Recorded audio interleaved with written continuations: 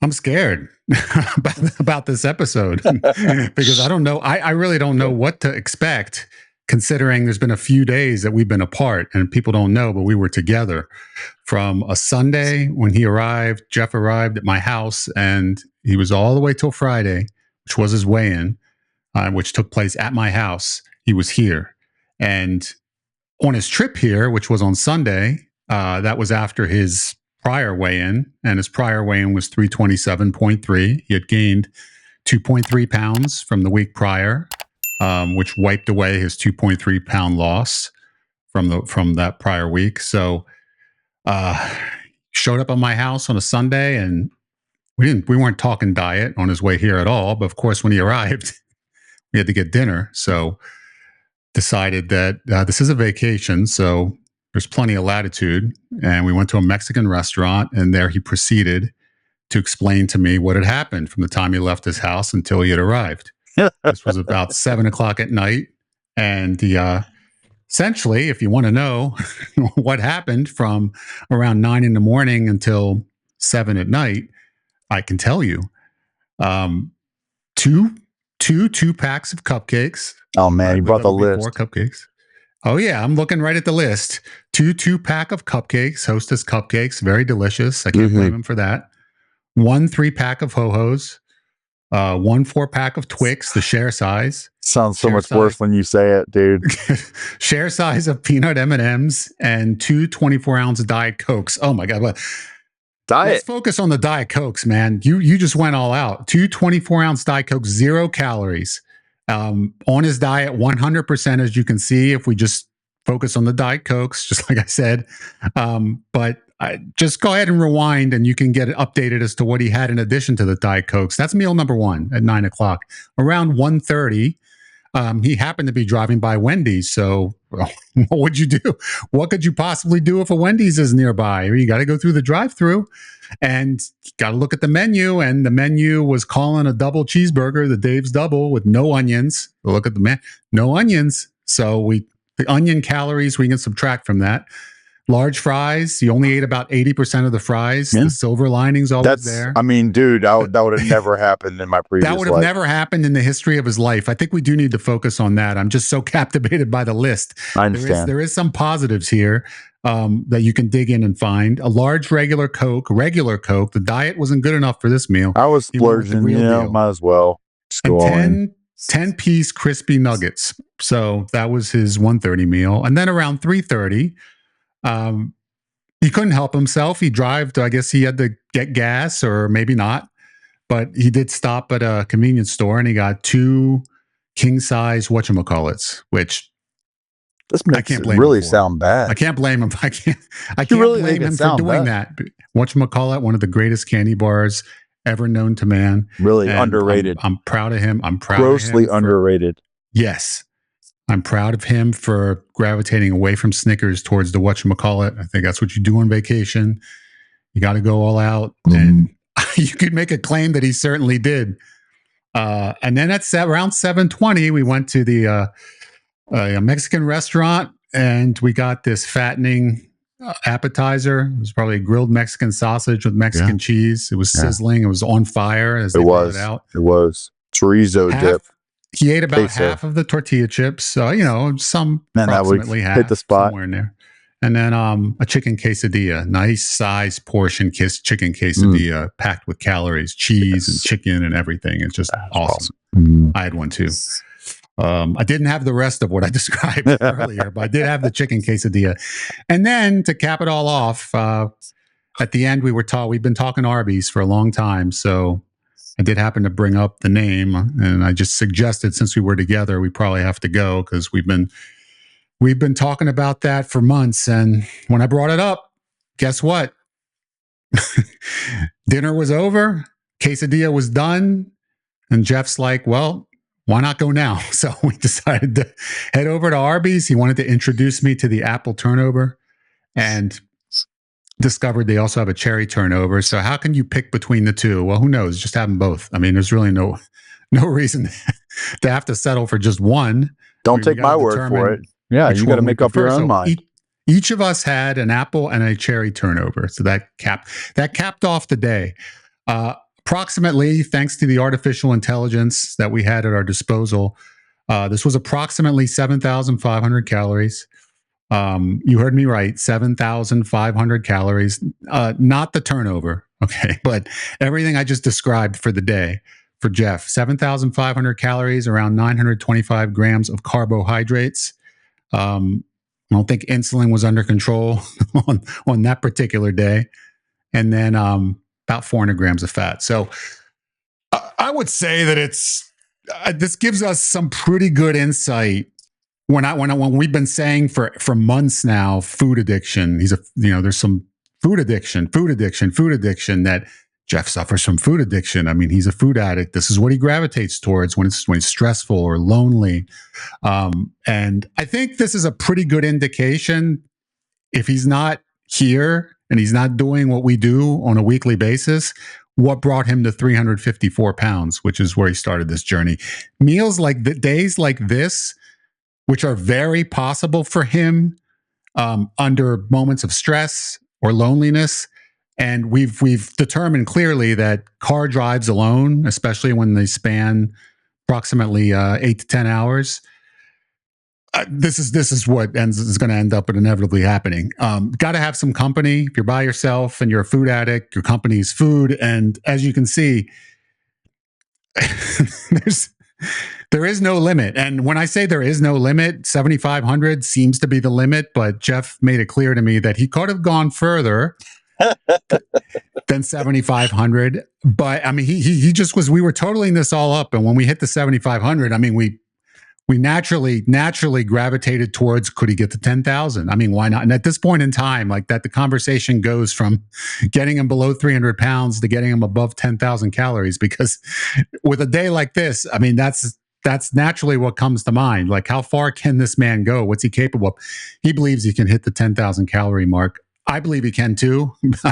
Given what he was able to consume in this day, I think he had room for another 2,500. Somewhere within there, probably would have gotten to it if he wasn't somewhat mindful. Yes, he was somewhat mindful during this day. Believe it or not, he only consumed 80% of his French fries at the lunch meal. All right. He would have consumed 100% of those French fries under any other circumstance. Yeah. No doubt about it. And he probably would have made another stop, or that 3:30 stop with the 2 king size whatchamacallits would have been reloading on cupcakes. Maybe 3 king size whatchamacallits. I think it could have been more extravagant. Kind of disappointing. Well, don't sell yourself short. It could have, all those Diet Cokes. I mean, I've crushed Diet Coke. True. 24-ounce bottles left and right. Yes.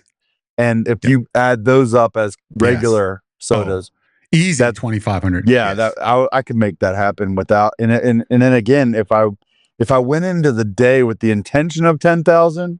You know what I mean? Like, I went into this day thinking like there's a chance I won't be awful.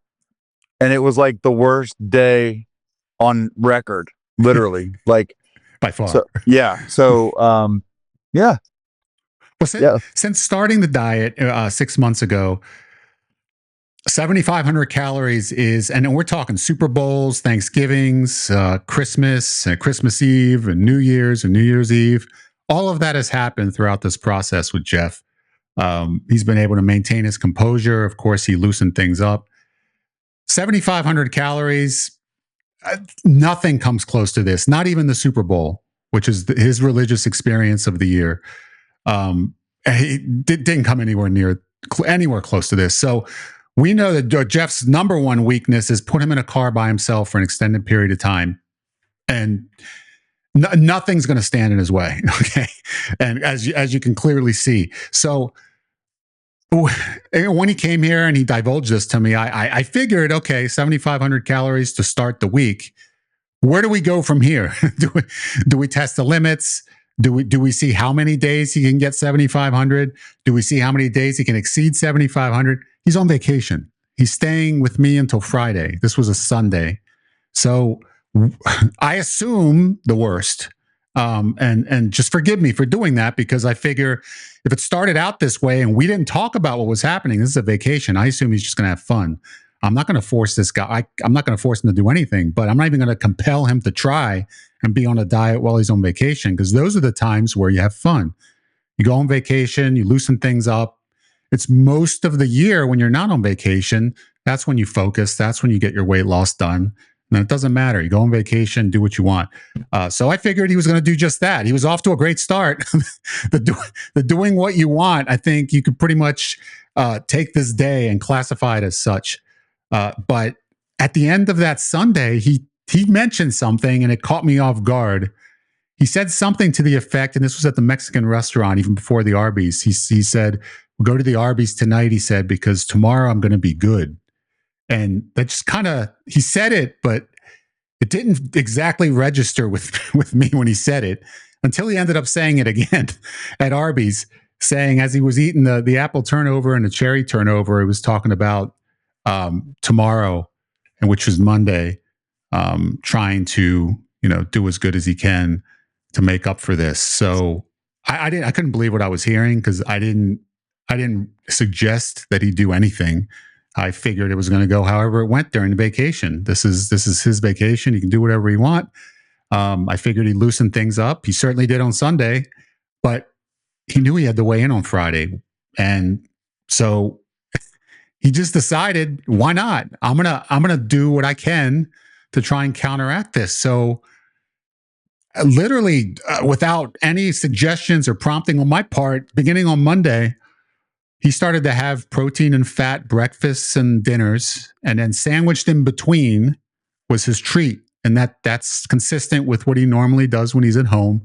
In the middle of the day, it'll be a treat during the week, and that treat normally consists of Twix bars, R's with an S. Snickers bars, candy bars. I've had some Twix in there. Candy bars, as many as 4, which in my world is 8, because they're the double king size. Yeah, so that'd be 4 of those, which they're like divided in 2, so it'd be technically 8. But he would have those, and that one day we totaled up 225 grams of carbs, something like that, and an absurd amount of fat. So we started talking about alternatives to that, because what if he can consume something he really enjoys in the middle of the day, look forward to it, but cut that in half? So we're aiming something for in the 100-gram of carb level that he can consume every day in the middle of the day. So he ended up, I ended up telling him about my Cool Whip escapades that I've had many times throughout my life. Huge fan of Cool Whip.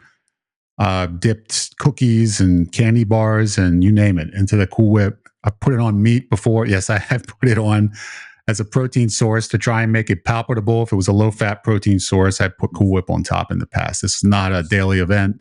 I haven't done it in quite some time, but it was definitely. You question my judgment, I mentioned it to him, and my brother suggested, why doesn't Jeff give a shot using Cool Whip as sort of a something to spice up that midday in some way. And then we settled on the idea of him having a container of Cool Whip as a midday meal with mix-ins. 75 grams of carbs, right? Well, we looked at the calories, the carbs and the fat in the Cool Whip. You can get the fat-free version of the Cool Whip with 75 grams of carbs for the whole container. And then you can do some mix-ins. We stumbled at the restaurant, at the supermarket. We stumbled upon some cereals that he would enjoy, like Twix and Oreo and things of that nature. And we bought a couple of them with the Cool Whip, and he gave it a shot. And we decided to give this a try and see how it would go, see if it would satisfy him. And he was pleasantly surprised, and he seemed happy, and he seemed filled up, which is something that we're definitely aiming for. You get something that would fill him up and allow him to enjoy himself. I did not see that coming at all. I didn't see it coming either. I didn't think it was going to get that job done, but I should have known, because Cool Whip by its very nature is very filling, but it really didn't dawn on me until he actually consumed it. And it didn't dawn on him either that it did weigh him down quite a bit. So it got the job done in both the flavor, enjoyment, and then in the controlling hunger department. So he did that for multiple days while we were together in the middle of the day. And to begin and to end the day was high protein and high fat and low carb. So the idea was, what can we do during this week. What could he do? Because this was all his idea during this week to weigh in at less than what he weighed in the week prior, despite what he did on Sunday, the 7,500 plus calories. And this was Sunday. The day before that Sunday, he also was a loose day for him. He had a couple giant sized chocolate chip cookies from Costco. And so there was some fun to be had there as well. But how do we counteract this? Is it possible? He also, of his own free will, decided to do, I think it was 3 walks. He walked outdoors a couple times, and then he walked on my treadmill when it was too windy and too cold to walk outside. So, and the treadmill survived. So we can, close. It was touch and go because we initially tried this treadmill and it gave me an error message, but we luckily worked our way through that, and I'm not going to put 100% of the blame on him, just 50%. Let's be clear. I'm not the only one that's seen that message. Let's make that clear. He absolutely isn't the only one that's ever seen that. I haven't seen it in months, but we did rectify it, and we found a workaround, and he was able to use it. So he actually exercised, and he hasn't done that in a very long time, and he did so willfully while on vacation. I've never seen anything like this from him. When we're talking about a guy who goes on vacation, and literally the last thing on his mind is conserving calories or avoiding carbs, however you want to refer to it as. That's the last thing. He's looking to do the opposite. Like, how can I maximize carbs? Yeah. I'm on vacation. I need to have fun. Like, this is a time where we try new foods. We try foods we haven't had in a while. We try multiple foods at one time. So I try to recruit you to my lifestyle every time always. I see you. Whenever we're together, it's always reversed. It's always he's trying to bring me away from what I normally do, and he's usually successful.